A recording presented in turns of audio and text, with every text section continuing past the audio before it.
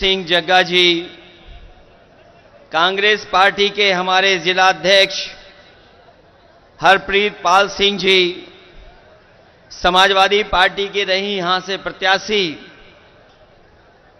श्रीमती आरती महेंद्र, दिव्या गंगवार जी, मंच पर उपस्थित नफीस अंसारी साहब, मंच पर उपस्थित पूर्व विधायक रोशनलाल वर्मा जी, पार्टी के हमारे पदाधिकारी इरफानुल हक साहब, किसानों के नेता और लगातार किसानों के लिए संघर्ष करने वाले तेजिंदर सिंह ब्रिग्स जी, सुधीर तिवारी जी, कृष्णा अधिकारी, अरशद खान साहब, पूर्व एमएलसी अमित यादव,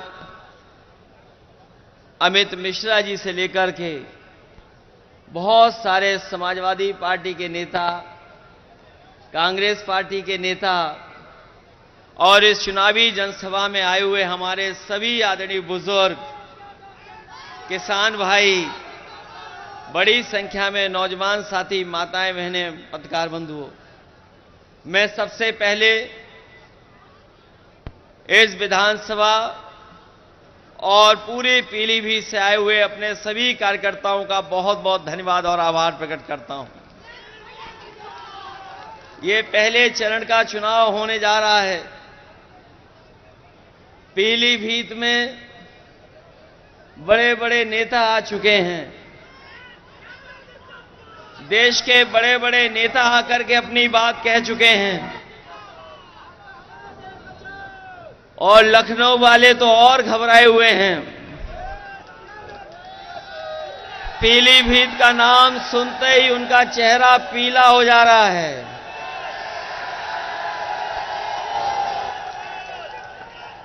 पीलीभीत का नाम सुनते ही भारतीय जनता पार्टी के तमाम नेताओं का चेहरा पीला हो जा रहा है और ये इसीलिए हो रहा है कि यहां की जनता ने इस बार मन बना लिया है और समाजवादी पार्टी को ऐतिहासिक वोटों से जिता करके भेजना चाहती है। हमारे यहां किसान भाई हैं, ये जानते होंगे कि किसान भाइयों का आंदोलन पूरे देश में चला है। कोई ऐसा किसान नेता नहीं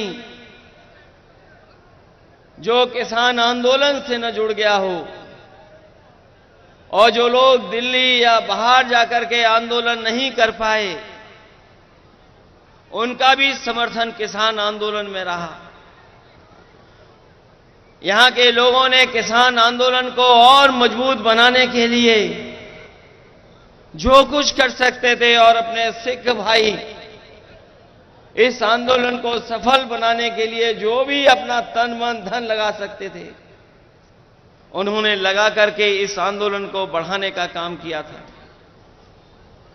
बीजेपी के लोगों ने 3 काले कानून लाए थे। वो काले कानून इसीलिए वापस हो गए थे कि वो किसानों की ताकत से घबरा गए थे। जो लोग किसानों की बात कर रहे थे, आप में से बहुत लोग जानते होंगे, जो किसानों के पक्ष में कह रहे थे, उन्हें पीछे कर दिया। नौजवानों की बात जो उठा रहे थे, उन्हें पीछे कर दिया। किसान की आवाज में अपनी आवाज को जोड़ करके आंदोलन को मजबूत कर रहे थे, उन्हें पीछे कर दिया। और जो किसानों पे थार चला रहे थे, बताओ उन्हें सम्मान दिया सरकार ने कि नहीं दिया? बगल में ही आपने देखा है कि किसान आंदोलन को लेकर के यही तेजिंदर बिर्ग निकले थे, वहां पर उस आंदोलन को दबाने का काम किया था। कोई कल्पना नहीं कर सकता था कि थार से किसानों के आंदोलन को रोका जाएगा। कई लोगों की जान चली गई और ऊपर वाले की कृपा रही, भगवान की कृपा रही कि तेजिंदर बेग हमारे जिंदा हमारे साथ हैं, अभी भी किसानों की लड़ाई लड़ रहे हैं।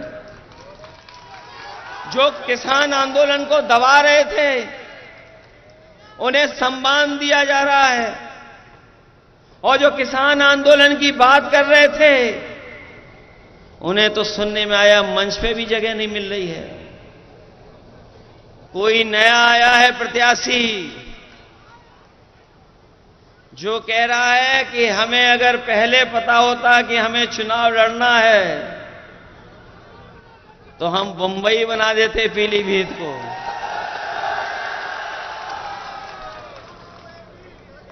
ये कौन सी बात है भाई कि प्रत्याशी कह रहे थे, बीजेपी के प्रत्याशी कह रहे हैं कि उन्हें पहले ही पता होता तो वो बंबई बना देते। हम उनसे कहते हैं इसको बंबई मत बनाओ, बंबई का जो काम होता है थोड़ा वो ही करके दिखा दो यहां पर। वैसे तो हमारी बंबई शहर अर्थव्यवस्था की राजधानी है, अर्थव्यवस्था के लिए जाना जाता है, राजधानी अर्थव्यवस्था की। लेकिन वहां नाच गाना भी होता है, लोग उसके लिए भी बंबई जाते हैं। ये बीजेपी के प्रत्याशी कौन सा पीलीभीत बनाना चाहते हैं इनके बारे में पता नहीं है आपको। ये कई दल घुमाए हैं, इनका मामला सेटिंग हो जाता तो दूसरे दल में भी चले जाते। बनने को तो कुछ और थे, बनाया तो कुछ और जाना था इन्हें, लेकिन इन्हें सड़क मंत्री बना दिया गया है। और सड़क मंत्री ही बनते बताओ कितने रुपए का घोटाला किया था, किसी को याद है? उत्तर प्रदेश के सब रिकॉर्ड तोड़ दिए थे। ट्रांसफर पोस्टिंग को लेकर के उत्तर प्रदेश के सब रिकॉर्ड टूट गए। तब इनके अधिकारी यूएसडी को हटाना पड़ा था। क्या पीलीभीत की सब सड़कें गड्ढा मुक्त हो गई हैं क्या? ये मंत्री जी बताएं, 40,000 करोड़ से ज्यादा, 40,000 करोड़ से ज्यादा पैसा गड्ढा मुक्ति में ये बीजेपी खर्च कर चुकी है। कहीं गड्ढे भर गए क्या? और जो काम समाजवादियों ने कभी किया था पुल सड़क को लेकर के, उनको भी ये सरकार पूरा नहीं कर पाई है। और अपनी जो योजनाएं चलाई गई हैं उनको भी पूरा नहीं कर पाई है सरकार। और चुनाव बाद पता नहीं कहां चले जाएंगे ये। जो मंत्री होता है उसका सांसद बनकर के दिल नहीं लगता है, इसलिए जानबूझ करके थोपा जा रहा है इन्हें कि पैसे वाले हैं चुनाव लड़ लेंगे, पैसे वाला मामला है उसमें चुनाव लड़ लेंगे। लेकिन यहां का किसान, यहां का गरीब, यहां का नौजवान बीजेपी के लोगों को सबक सिखाने जा रहा है। एक एक वोट देकर के समाजवादी पार्टी को जिताएगा। जब से ये दिल्ली वाले आए हैं महंगाई तो बढ़ाई है, और महंगाई इतनी बढ़ाई है जिसकी आप कल्पना नहीं कर सकते। महंगाई बढ़ती चली जा रही है, चाहे वो डीजल हो, पेट्रोल हो, जरूरत के सामान हो, उन सबको महंगा कर दिया सरकार ने। 2014 से लेकर के 2024 का हिसाब लगाए महंगाई का, बताओ महंगाई कितना गुना बढ़ गई है। अगर हिसाब किताब लगाओगे तो महंगाई कई गुना कई चीजों की बढ़ी है। ये सरकार महंगाई नहीं रोक रही, और जब महंगाई रोकनी थी तो इन्होंने चंदा वसूलने का काम किया। आप में से पढ़ा होगा लोगों ने कि ये दावा करने के भ्रष्टाचारी बचेंगे नहीं, लेकिन भ्रष्टाचार बढ़ाने का काम कोई कर रहा है तो वो भारतीय जनता पार्टी के लोग कर रहे हैं। और ये नया तरीका निकाला है दिल्ली वालों ने। ये इलेक्टोरल बॉन्ड जो बनाए गए हैं, इलेक्टोरल बॉन्ड के माध्यम से बताओ वसूली हो रही है कि नहीं हो रही है? और ऐसी वसूली तो दुनिया में नहीं होगी। जिस कंपनी का कोई कारोबार नहीं, जिस कंपनी का मुनाफा कुछ भी नहीं, वो उस कंपनी से सरकार ने वसूला है पैसा। हम और आप लोग जानते हैं चंदे में क्या दिया जाता है, थोड़ा बहुत दिया जाता है। क्या चंदे में 1000 करोड़ रुपए दिए जाते हैं? क्या चंदे में 500 करोड़ रुपए दिए जाते हैं? क्या चंदे में 300 करोड़ रुपए दिए जाते हैं? ये सरकार ऐसी है जिसने इलेक्टोरल बॉन्ड के नाम पर बड़े बड़े उद्योगपतियों को सीबीआई, ईडी, इनकम टैक्स से डरा करके इन्होंने वसूलने का काम किया है। और ऐसी वसूली पूरे देश ने नहीं देखी होगी जैसी सरकार में हुई है। ये वही बीजेपी के लोग हैं। याद कीजिए, इन्होंने कहा था कि नोटबंदी के बाद कोई भ्रष्टाचार नहीं होगा, कोई काला धन नहीं कमा पाएगा। बताओ, ये इलेक्टोरल बॉन्ड सफेद को काला करने वाला इंतजाम हुआ है कि नहीं है? काले को सफेद कर लिया कि नहीं कर लिया बीजेपी ने? नोटबंदी में भी किया और इलेक्टोरल बॉन्ड में भी कर लिया। इस सरकार ने जितना पैसा वसूला है उसकी वजह से ही महंगाई है। सोचिए, कभी जिन उद्योगपतियों से ये वसूल लेंगे पैसा, क्या वो नहीं कमाएंगे मुनाफा? क्योंकि मुनाफा कमा रहे हैं इसीलिए महंगाई है, भ्रष्टाचार है इसीलिए महंगाई है। और इन सब चीजों के लिए कोई दोषी है तो वो भारतीय जनता पार्टी के लोग हैं। हम भारतीय जनता पार्टी के लोगों को कहना चाहते हैं, यही उत्तर प्रदेश है जिसने उनकी सरकार बनवाई। 14 में आए थे और 24 में चले जाएंगे। उत्तर प्रदेश के लोग अगर स्वागत अच्छा करते हैं तो जब विदाई करेंगे तो विदाई भी बड़ी धूमधाम से भारतीय जनता पार्टी के लोग करेंगे। इनकी गारंटी याद है आपको? ये बीजेपी की गारंटी नहीं है। जिस तरीके से इन्होंने कोरोना में थाली और ताली बजवाई थी, याद है कि नहीं याद है? इसी तरह की बीजेपी की गारंटी नहीं, ये घंटी है। इनकी घंटी याद है आपको? याद है कि नहीं याद है? किसानों की आय दोगुनी करेंगे। बताओ, इनकी गारंटी पूरी हो गई क्या? हमारे नौजवानों से कहा कि हम 2 करोड़ नौकरी देंगे। बताओ, बीजेपी की गारंटी पूरी हो गई है 2 करोड़ नौकरी की? जो गारंटी देते फिर रहे थे, इनकी सरकार में हर पेपर लीक हुआ है कि नहीं हुआ है? ये नौजवान जानते होंगे जो परीक्षा देने गए थे। बीजेपी के लोगों ने कहा कि हम परीक्षा कराएंगे, नौकरी दे देंगे, लेकिन कोई परीक्षा ही नहीं करा पाए। जो भी परीक्षा कराई उस हर परीक्षा का पेपर लीक हो गया। जो लोग पढ़े लिखे नौजवान जिन्होंने नौकरी के लिए पर्चा भरा होगा, परीक्षा की तैयारी की होगी, वो जानते होंगे कि एक परीक्षा नहीं, एक परीक्षा कैंसिल नहीं हुई है। इस सरकार में जितनी परीक्षा हुई सब कैंसिल हो गई। और कैंसिल का कारण क्या निकला?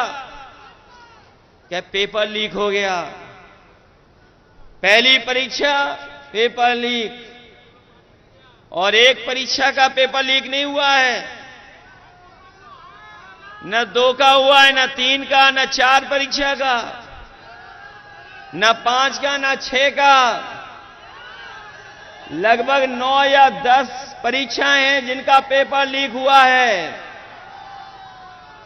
बताओ ये उत्तर प्रदेश वाले मुख्यमंत्री कैसे हैं जिनका हर पेपर लीक हो जाता है।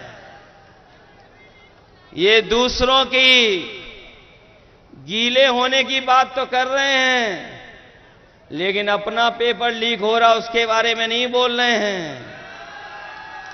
बताओ 9 परीक्षाओं के पेपर लीक हुए कि नहीं लीक हुए? और नौजवान इस हद तक निराश हुआ है। हमने एक नौजवान का सुसाइड नोट पढ़ा। वो नौजवान निराश हो गया, हताश हो गया। मेहनत कर करके उसने अच्छी डिग्री हासिल की, पढ़ाई पूरी की, लगातार उसने परीक्षाएं दी नौकरी को लेकर के, लेकिन जब उसे नौकरी नहीं मिली तो वह नौजवान ब्रजेश पाल उसने अपने सुसाइड नोट में लिखा कि ऐसी डिग्री का मैं क्या करूंगा जो डिग्री मुझे नौकरी नहीं दिला सकती।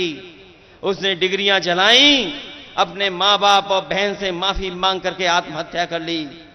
बताओ वो आत्महत्या करने वाले नौजवान क्या अब वापस आ सकता है कभी?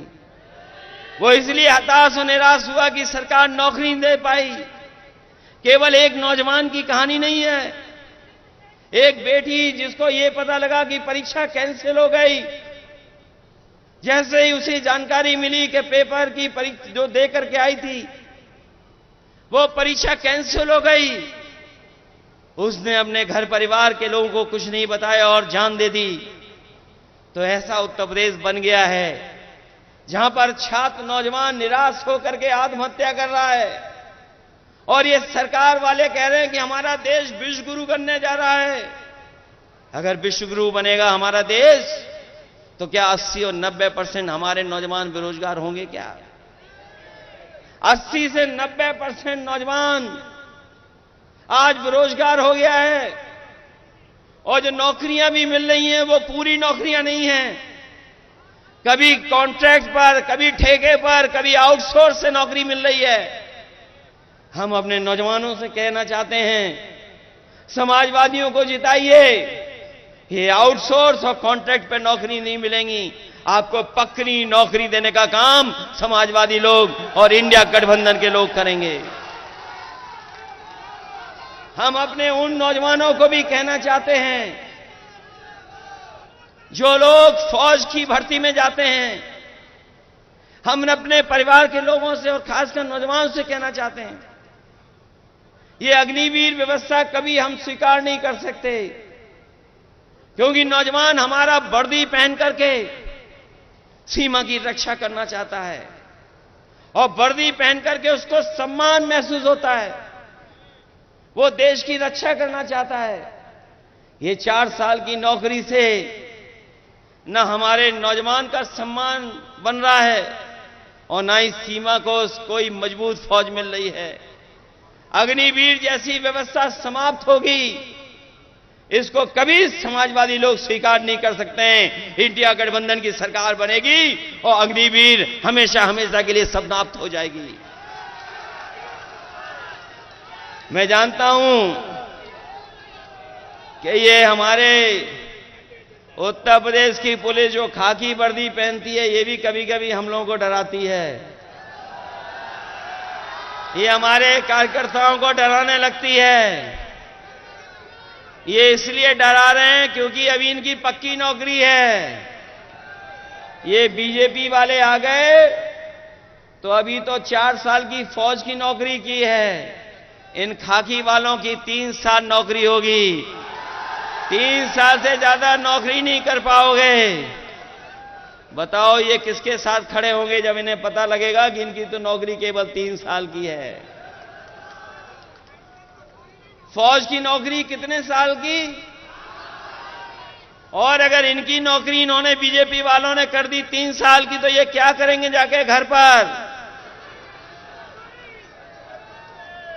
इधर हमें पता है खेतों को बचाने के लिए बहुत जानवर घूम रहे हैं, सड़कों पर जानवर, गांव में खेती में जानवर, और पीलीभीत में तो जंगली जानवरों से किसान परेशान है। हमारे देश के और प्रदेश के बड़े बीजेपी के नेताओं को सब पता रहता है, लेकिन उन्हें यह नहीं पता है कि पीलीभीत में लगभग 300 किसानों की जान जा चुकी है, गरीबों की जान चुकी है। बताओ जान गई है कि नहीं गई है जानवरों से? जंगल से जानवर आ रहे हैं, कभी खेत का नुकसान कर रहे हैं, कभी हमारे आम लोगों का नुकसान कर रहे हैं, जान ले रहे हैं। और एक बात तो ऐसा वीडियो वायरल हुआ था, हमने देखा था कि दीवार पर टाइगर घूम रहा था और पीलीभीत के लोग उसे रोक रहे थे। ये बीजेपी वालों को नहीं पता है। क्या बीजेपी की गारंटी में था? ये नहीं था। मुझे याद है 2022 के चुनाव में देश के प्रधानमंत्री कह के गए थे कि बीजेपी की सरकार बना दो, हमने ऐसा इंतजाम किया है, ऐसा अच्छा ठोस योजना बनाई है कि 15 दिन के अंदर जानवर की समस्या का समाधान कर देंगे। बताओ सरकार बने कितने दिन हो गए हैं? अब तो 7 साल हो गए उत्तर प्रदेश की सरकार के, दिल्ली वालों के 10 साल हो गए। बताओ 17 साल का हिसाब किताब लोगे कि नहीं लोगे आप लोग? ये नौजवान हमारा फार्मूला याद रखें। ये बीजेपी वाले इसलिए घबराए हुए हैं क्योंकि इन्होंने जो परीक्षा लिखाई और परीक्षा के जो पेपर लीक हुए हैं, उससे 70 लाख नौजवान घर वापस चला गया निराश होकर के। और अगर 70 लाख गया है निराश होकर के और केवल हम उसके मां बाप को जोड़ दें, तो बताओ इनके परिवार से 3 सदस्य नाराज हो गए कि नहीं हो गए? अगर 70 लाख लोग निराश होकर गए, नौजवान जिन्हें नौकरी का भरोसा दिलाया था, और इन्हीं 70 लाख को अब अगर हम 3 सदस्यों से गुणा कर दें तो 1 करोड़ 80 लाख हुए लोग के नहीं हुए? और 1 करोड़ 80 लाख का अगर हम भाग दे दें 80 लोकसभाओं से, तो बताओ 2,25,000 वोट इनका हर लोकसभा में कम हुआ है कि नहीं कम हुआ है? बताओ। पीलीभीत में तो ज्यादा वोट कम हो गया है। औरों लोकसभाओं में तो 3-3 लाख वोट कम हुआ है बीजेपी का, लेकिन पीलीभीत में तो ज्यादा वोट कम हो गया बीजेपी का। अभी तक तो हमें यही पता लग रहा है लखनऊ में कि इस बार पीलीभीत में साइकिल चल रही है, इंडिया गठबंधन जीत रहा है। ये पीलीभीत हमारी बांसुरी के लिए भी जाना जाता है। ये बात तो प्रधानमंत्री जी भी जान गए कि बांसुरी के लिए जाना जाता है, लेकिन पीलीभीत की जनता तो तब चैन की बंसी बजाएगी जब भारतीय जनता पार्टी यहां से जाएगी। चैन की बंसी तभी बजेगी कि नहीं बजेगी? ये याद रखोगे कि किस तरह नुकसान किया इन्होंने। हमारे हर वर्ग के लोगों को दुखी किया ने कि नहीं दुखी किया। हम तो अपने सभी गुरुओं, संत और सबको प्रणाम करते हैं और अपने सिख भाइयों से भी कहेंगे कि इन्होंने अपने मान सम्मान से कभी समझौता नहीं किया और कभी भी अगर देश की रक्षा के लिए इन्हें अपनी जान भी न्यौछावर करनी पड़ी होगी तो हमारे सिख समाज के लोग कभी पीछे नहीं हटे होंगे। इसलिए हमारे सिख समाज ने देखा है किस तरीके से आंदोलन चला था, कितने लोगों की जान चली गई। बताओ इस चुनाव में दिल्ली वालों को सजा दोगे कि नहीं सजा दोगे? अपने वोट से इनको सजा दिलाओगे कि नहीं? ये हमारे आपके भविष्य का चुनाव तो है ही है, लेकिन ये देश के भविष्य का चुनाव भी है। ये चुनाव संविधान बचाने का भी चुनाव है। ये चुनाव हमारा लोकतंत्र बचाने का भी चुनाव है। और ये चुनाव हमारे आपके भाईचारा की जो मोहब्बत का और प्रेम से हम लोग रहते आए हैं, जो हमारे भारत की पहचान है, हमारी संस्कृति की पहचान है, उसको बचाने का भी चुनाव है।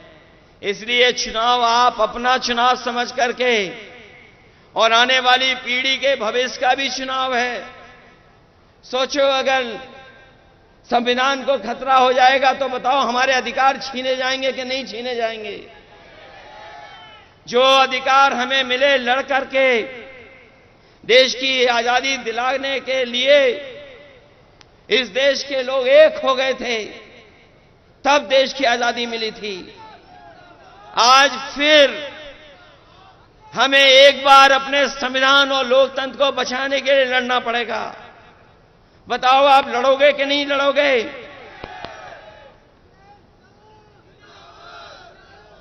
ये लड़ाई कोई छोटी लड़ाई नहीं है। बताओ हमारे किसान भाइयों, एमएसपी के लिए लगभग 1000 किसानों की जान गई कि नहीं गई? बताओ आप। दिल्ली में जब 3 काले कानून हटने थे, एमएसपी को कानूनी अधिकार मिल जाए, 1000 किसानों ने की लगभग जान गई कि नहीं गई? तो बताओ, हम समाजवादी लोगों ने और इंडिया गठबंधन ने कहा है कि सरकार बनेगी तो एमएसपी के लिए कानून बना करके अपने किसानों को एमएसपी फसलों की दिलाने का काम करेंगे। न केवल एमएसपी का कानूनी अधिकार देंगे, बल्कि हम अपने किसान भाइयों को कह के जा रहे हैं, गरीब भाइयों को, ये जो दिल्ली वाले लोग हैं, इन्होंने बड़े बड़े उद्योगपतियों के, बड़े बड़े कारोबारियों के 15 लाख करोड़ बैंकों का पैसा माफ किया है। अभी तक 10 साल में इन्होंने लगभग 15 लाख करोड़ उद्योगपतियों का कर्ज माफ किया है।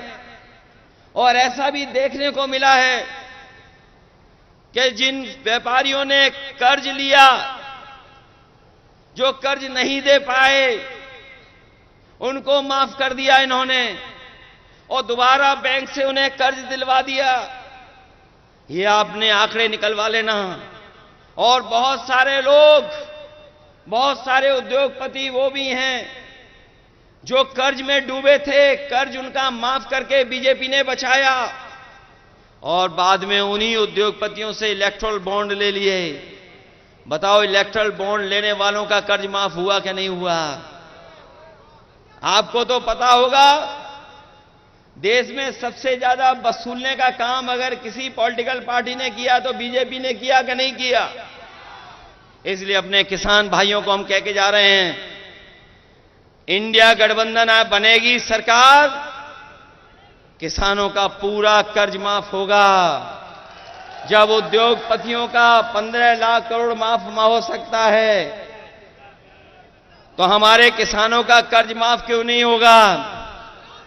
तो बताओ, अपना वोट देकर के कर्ज माफ कराने का काम करोगे? संविधान बचाने के लिए भी वोट कर देना, क्योंकि आपके वोट से ही संविधान बचेगा। आपके वोट से ही देश का लोकतंत्र बचेगा। आपके वोट से ही किसान खुशहाल होगा। आपके ही वोट से नौजवान को नौकरी मिलेगी। आपके ही वोट से आरक्षण बचेगा।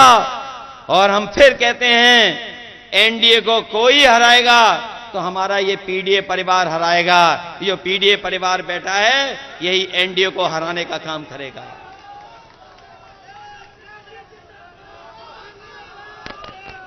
वैसे तो हमारे साथी घर घर जा रहे होंगे वोट मांगने के लिए। वैसे तो हमारे कार्यकर्ता गांव गांव जा रहे होंगे वोट मांगने।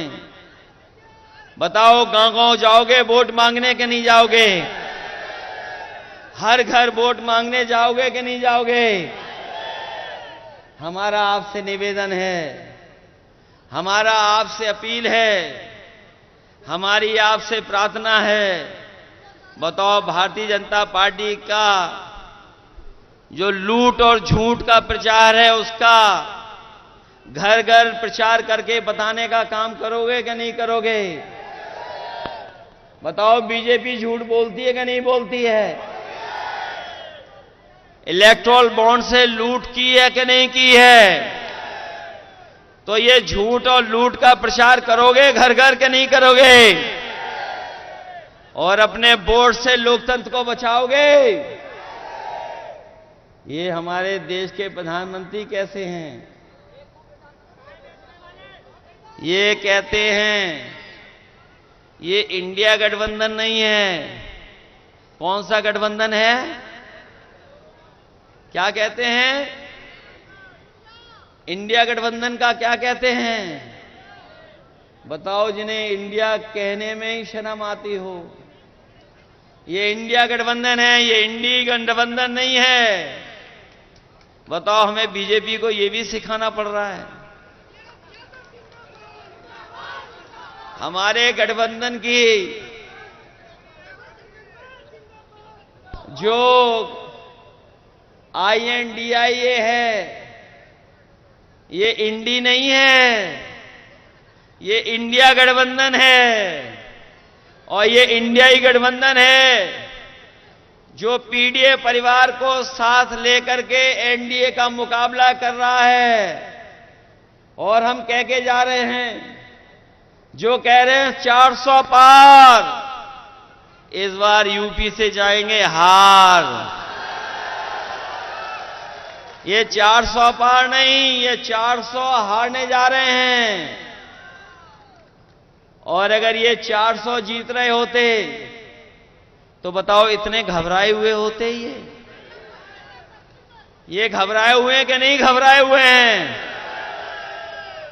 और इसलिए घबराए हुए हैं कि दिल्ली के मुख्यमंत्री को जेल भेज दिया, झारखंड के मुख्यमंत्री जी को जेल भेज दिया। बताओ, जेल भेज दिया कि नहीं भेजा है? और अगर 400 पार हो रहे होते तो सब ऐरे गहरे नत्थु खैरों को अपनी पार्टी में शामिल कर रहे हैं। अभी सुनने में आया है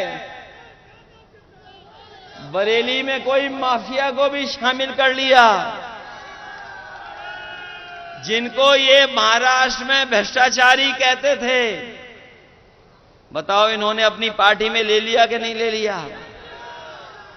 जो इन्हें दिन रात गाली देते थे, उन्हें ले लिया कि नहीं ले लिया अपने साथ? उत्तर प्रदेश में भी ऐसे कई दल थे, सुबह से शाम तक बहुत बुरा भला कहते थे बीजेपी को। और हमारे नौजवान तो जानते होंगे, यूट्यूब चलाना, सोशल मीडिया पे समय गुजारना जानते हैं। इनके जरा पुराने वीडियो निकाल लो, बताओ कितना बुरा भला बीजेपी को कहते थे। और दुख तो इस बात का है कि हमारे प्रेस के लोग भी चुप हैं, क्योंकि प्रेस के लोगों को भी दाना मिल जाता है, तो जैसा दाना वैसा इनका गाना। बताओ, है कि नहीं है? इलेक्टोरल बॉन्ड पे कोई बहस नहीं। एक आध चैनल है जिसमें बहस हो रही है, एक आध चैनल है उसमें बहस हो रही है। जब आपके साथ ये भी नहीं है और जो यूट्यूबर साथ हैं उनको बैन लगा रहे हैं, कभी झूठा मुकदमा लगा देते हैं। हमारे पत्रकार साथी भी अगर सच दिखाना चाहेंगे, अगर दिन में सच दिखाया तो रात में इनके पास पुलिस पहुंच जाती है। बताओ, पहुंच जाती है कि नहीं पहुंच जाती है? देखो, हमारे प्रेस के लोग भी सहमत हैं हमसे। ये हालत पैदा हो गई है, इसलिए सावधान रहोगे कि नहीं रहोगे? सावधान। अपना बूथ बचाओगे कि नहीं बचाओगे? प्रचार करोगे झूठ का क्या नहीं करोगे? बीजेपी के झूठ का। और बीजेपी की लूट को बताओगे कि नहीं बताओगे? बीजेपी की यही पहचान है, झूठ और लूट। इसके अलावा इन्होंने कुछ नहीं किया। पिछले 10 साल में केवल झूठ बोला है और लूटने का काम किया है। इनको बताओ, हराओगे इस चुनाव में कि नहीं हराओगे? इसलिए ये मौका मिला है हम सबको, हम आपको सबको मौका मिला है लोकतंत्र बचाने का, लोकतंत्र के साथ साथ संविधान बचाने का, और साथ साथ अपने अन्याय से मुकाबला करने का। ये बीजेपी के लोग पूरे उत्तर प्रदेश और देश को पीछे ले जा रहे हैं। लोग कहते हैं कि हम दुनिया में कहां पहुंच गए हैं, लेकिन अगर दुनिया की गरीबी के पैरामीटर्स अगर हम देखें तो गरीबी में हम कई देश जो हमारे पड़ोसी हैं उनसे भी नीचे जा रहे हैं। हम महंगाई में भी उन देशों के मुकाबले पीछे चले गए, बेरोजगारी में भी पीछे चले गए, और दुनिया में सबसे ज्यादा कर्ज अगर किसी देश के ऊपर है तो वो भारत पर है। बताओ, अगर कर्ज वाला देश होगा तो क्या दुनिया में हमारा पहचान बनेगी क्या? इसलिए आपको सोचना होगा, इस देश को बचाने के लिए आपको करना पड़ेगा। इसीलिए मैं आप सबसे अपील और निवेदन करने आया हूं कि समाजवादी पार्टी के एक मजबूत प्रत्याशी हैं भगवत सिंह गंगवार, इनकी मदद करने का काम करना है। बताओ, इनके पक्ष में समीकरण है कि नहीं है? ये अग्निवीर और पेपर लीक वाले नौजवान हमारी बूथ में मदद करने का काम करना। बताओ, करोगे कि नहीं करोगे? इस पीलीभीत में न इलाज मिल रहा है, न दवाइयां हैं, और जो व्यवस्था समाजवादियों ने बनाई थी एम्बुलेंस की, वो एम्बुलेंस की व्यवस्था भी खत्म कर दी, और पुलिस को 100 नंबर वाली गाड़ी दी थी। बताओ, गाड़ी को खराब कर दिया पुलिस ने, क्या नहीं खराब कर दिया? और 100 से कौन सा नंबर कर दिया? इन्हें लगा इनका भी रेट बढ़ गया तो इन्होंने भी रेट बढ़ा लिया। बताओ, रेट बढ़ा लिया कि नहीं बढ़ा लिया? इसलिए ऐसे लोगों के खिलाफ मतदान करोगे तभी जाकर के हमारा लोकतंत्र बचेगा। इन्हीं शब्दों के साथ मैं आए हुए सभी लोगों का बहुत बहुत धन्यवाद देता हूं। आए हुए किसान भाइयों का धन्यवाद देता हूं, आए हुए नौजवानों का धन्यवाद देता हूं। मुझे पूरा भरोसा है कि आप सब लोग मिलकर के इस देश को बचाने का काम करेंगे, लोकतंत्र को बचाने का काम करेंगे, संविधान को बचाने का काम करेंगे। और जो मैंने आपसे निवेदन किया है कि बीजेपी की जो पहचान बन गई है लूट की और झूठ की, उसको घर पहुंचाने का काम करना। जिस समय आप घर घर पहुंचा देंगे, आपका प्रत्याशी और समाजवादी पार्टी अपने आप ऐतिहासिक वोटों से जीत करके जाएगी। इन्हीं शब्दों के साथ हम आपका धन्यवाद देते हैं। हम कई अपने प्रतिष्ठित और सम्मानित लोगों को देख रहे हैं